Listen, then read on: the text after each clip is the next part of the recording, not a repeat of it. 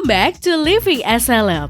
Smart viewers, mengajak anak main dan belajar memang susah-susah gampang. Setiap orang tua idealnya harus tahu akan ketertarikan sang anak. Dan itu semuanya yang biasanya akan mempermudah orang tua dalam melatih kemampuan sang anak. Seperti yang dilakukan Usi Fauzia terhadap anaknya yang bernama Faza.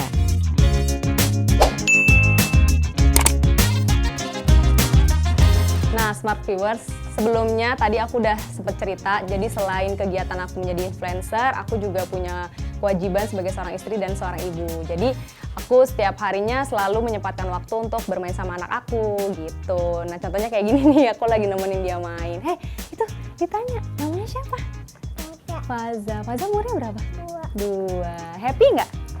Happy.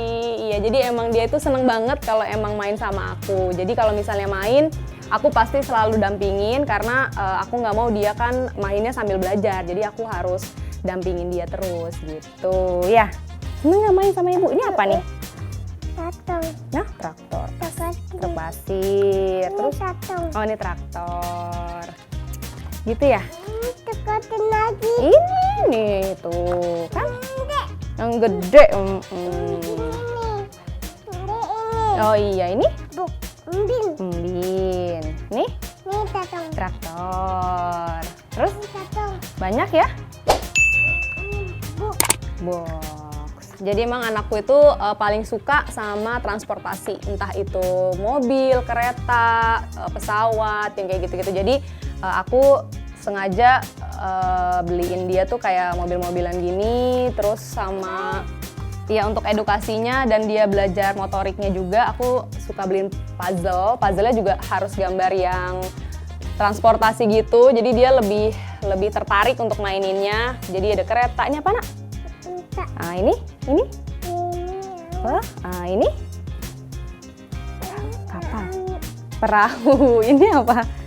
Ini? Ini umbin. Umbin. Jadi dia lebih seneng untuk maininnya, karena kalau aku pernah beli yang binatang itu dia kurang tertarik juga. Jadi senengnya pas aku beliin yang transportasi ini gitu. Terus untuk edukasinya lagi juga aku sering beliin dia buku kayak gini-gini. Kayak gini-gini dia juga senang. Belajar mengenal binatang juga. Terus buat gambar-gambar ya. Ini gambar-gambar juga ya.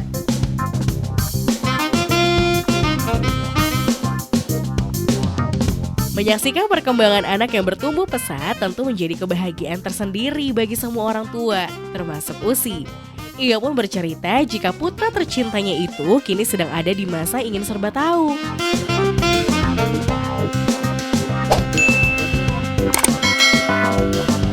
Faza umurnya? 2. Sebenarnya belum 2, tapi masih 20 bulan, jadi sekitar 1 tahun 8 bulan. Nah, ini aku juga lagi mencoba karena kan sebentar lagi harus disapih. Jadi gimana caranya dia harus bisa mandiri gitu untuk nggak nemplok sama ibunya. Jadi ini lagi masa-masa sapih juga nih gitu. Terus kalau ditanya perkembangannya, dia sekarang udah macam-macam, udah ngomongnya udah nggak tahu deh, udah semuanya dia tahu kayaknya. Aku udah harus banyak belajar karena dia udah banyak tanya, udah banyak kepo, misalnya Bu ini apa, Bu ini apa, Bu ini kenapa gini, Bu ini apa. Jadi emang aku harus bisa bisa mengontrol juga apa yang harus aku jelasin, mana yang dia harus tahu, mana yang nggak dia harus tahu gitu. Jadi ya dia udah bisa mengeksplor dirinya sendiri sih gitu, untuk tahu ini bagus nggak buat aku, ini boleh nggak buat aku gitu. Jadi emang ya sejauh ini sih alhamdulillahnya dia bisa mengerti gitu apa yang aku bilang. Nah ini nggak boleh ya, mainnya yang baik harus gini gitu. Jadi ya alhamdulillah sih udah pintar ya kamu ya.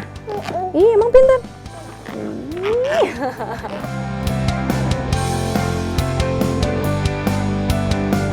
Tak selalu setiap hari di rumah membuat Usi seringkali harus meninggalkan sang anak di rumah bersama ibundanya. Meski begitu, ternyata Faza merupakan sosok anak yang cukup mengerti dengan kesibukan ibunya itu. Nah, jadi alhamdulillahnya anak aku tuh mengerti sekali, sangat paham banget kalau ibunya memang lagi ada kegiatan, lagi ada kerjaan, itu dia selalu bisa menyesuaikan diri gitu. Kadang-kadang kalau misalnya di rumah neneknya nanya, "Ibu mana?" "Ibu kerja." "Oh, kerja ya." Gitu. Udah, akhirnya dia main-main sendiri, dia sibuk sendiri.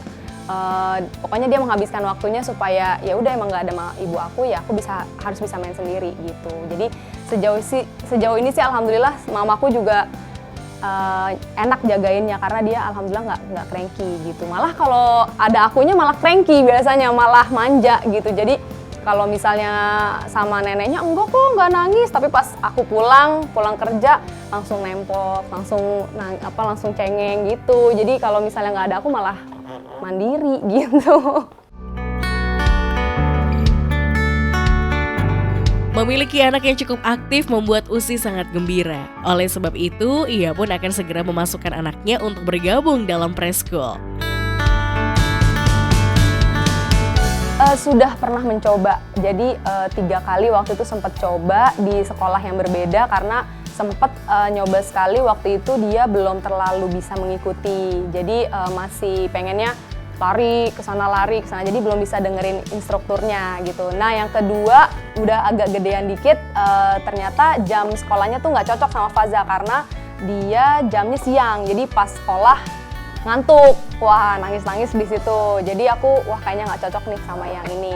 Akhirnya yang ketiga udah agak 1,5 tahun nih, udah segini, kemarin sempat ikut juga. Dia udah happy, udah senang. Jadi dia emang masih pengen main, tapi udah mau dengerin instrukturnya. Ayo kamu duduk di sini, ayo nanti kita main ini, udah mulai denger. Jadi insya Allah sih rencana aku umur 2,5 tahun sih udah mulai aku sekolahin sih.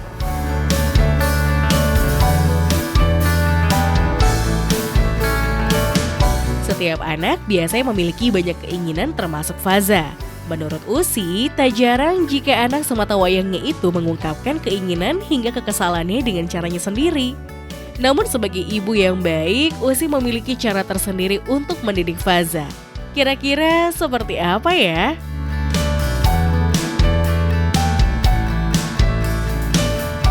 Pasti kalau ditanya kayak gitu sih semua ibu pasti pernah lah kesel sama anak, pernah lah sebel sama anak, apalagi anaknya nggak mau dengerin gitu. Kadang-kadang dikasih tahu malah makin nangis, malah makin kejer gitu kan, kadang-kadang juga gregetan gitu. Tapi aku tipe orang yang tipe ibu yang nggak mau ambil pusing sih. Kalau anak aku udah kayak gitu, kadang-kadang ya udah aku diamin dulu dia maunya gimana. Aku nggak mau maksain apa yang mau aku kasih tahu ke dia.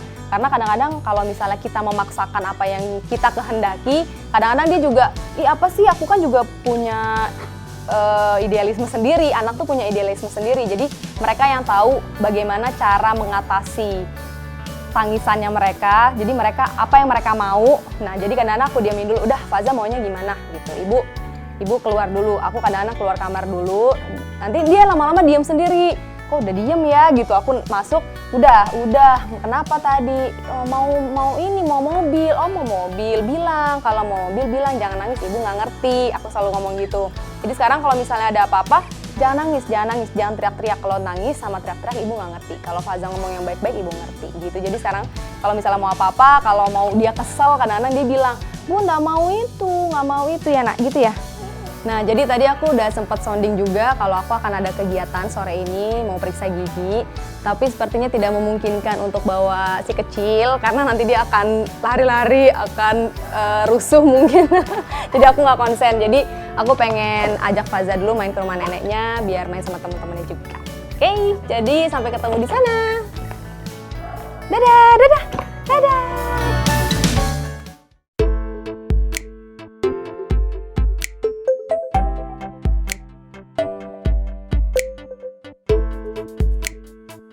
Nah, Smart Viewers, aku baru aja sampai nih di klinik gigi yang tadi aku udah bilang. Nah, jadi aku mau konsul-konsul dulu deh, sekalian ngobrol-ngobrol sama dokternya, kira-kira aku harus treatment apa ya hari ini. Langsung aja yuk ikutin. Selamat sore. Halo, Usi. Ya. Usi, sore ini perawatan apa? Kebetulan aku mau konsul dulu juga sih sama dokternya, kira-kira apa yang butuh ya untuk perawatan gigi aku. Baik, Usi sudah terjadwal untuk hari ini? Udah. Usi ini ditunggu sebentar, nanti dipanggil sama perawatnya ya? Ya, makasih.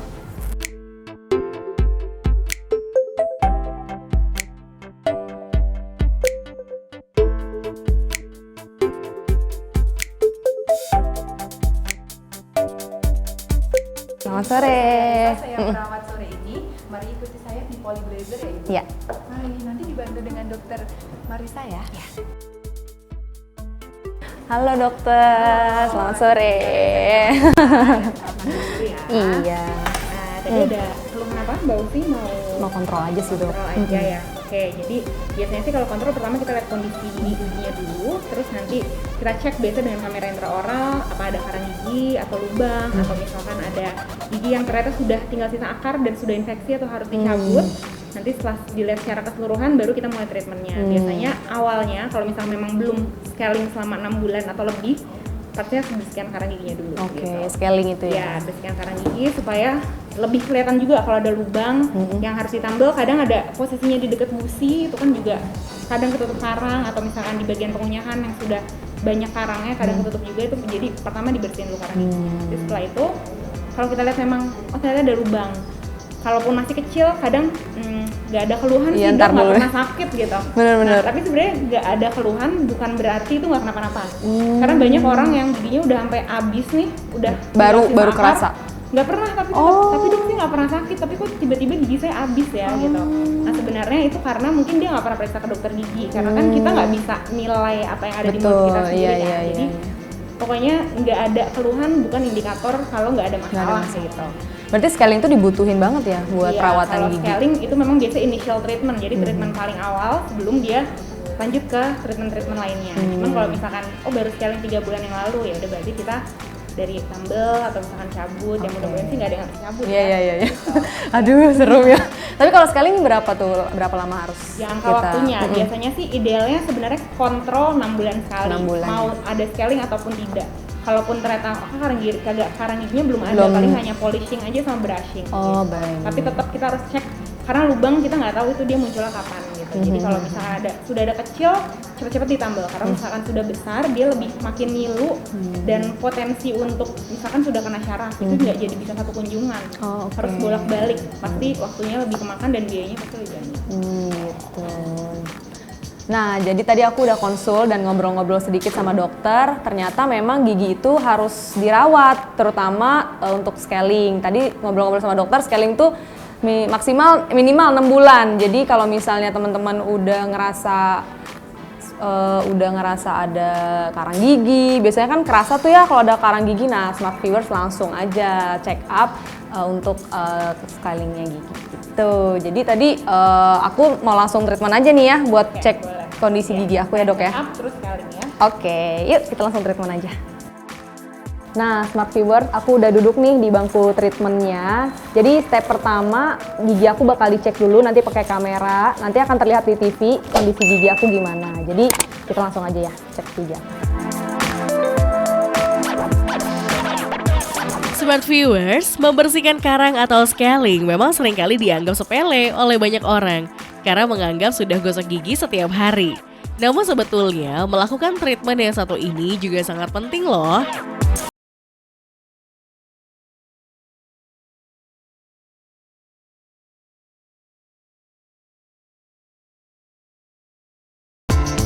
Lalu apa ya yang dirasakan Usi setelah melakukan treatment scaling gigi?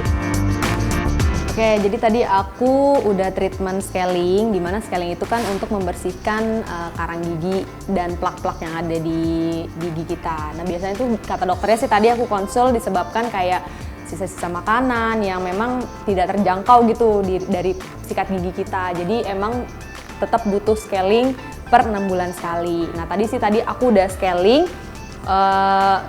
rasanya sih kayak lebih bersih banget dan sela-sela giginya tuh jadi kayak berasa gitu loh, karena kan kalau karang gigi kan suka nutup sela-sela gigi kan, jadi ini kayak udah bersih banget, kayak udah enak banget gitu deh giginya, berasanya bersih. Terus tadi treatmentnya juga enak banget, nyaman, dikasih bantal leher, terus ditutup pakai tisu kan biar baju kita juga nggak basah, dan pokoknya aku enak sih treatmentnya tadi, dan agak ngilu tapi ya emang karena karang gigi kan harus diangkat ya, jadi emang ngilu-ngilu sedikit kan aman lah gitu, yang penting gigi kita bersih sehat gitu. Nah, aku tadi udah kontrol juga nih ke dokternya, sharing-sharing sedikit gimana sih cara menghindari plak atau karang gigi. Jadi untuk makanan sih sebenarnya nggak ada masalah, cuman memang harus mengurangi, jangan yang makan yang sering yang manis-manis atau yang terlalu asem, karena kan gigi kita juga adalah bagian-bagian yang sensitif. Jadi untuk menghindari itu ya dijaga aja gitu untuk makanan manis atau yang terlalu asam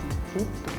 Nah, Smart Viewers, sampai di sini dulu ya perjumpaan kita. Terima kasih yang sudah mengikuti kegiatan aku seharian ini, mulai dari rumah, terus mix and match outfit, sampai main sama anak aku, dan sekarang periksa gigi juga. Pokoknya jangan lupa untuk nonton terus, dan jangan bosan-bosan ikutin kegiatan aku. Sampai ketemu lagi, dadah!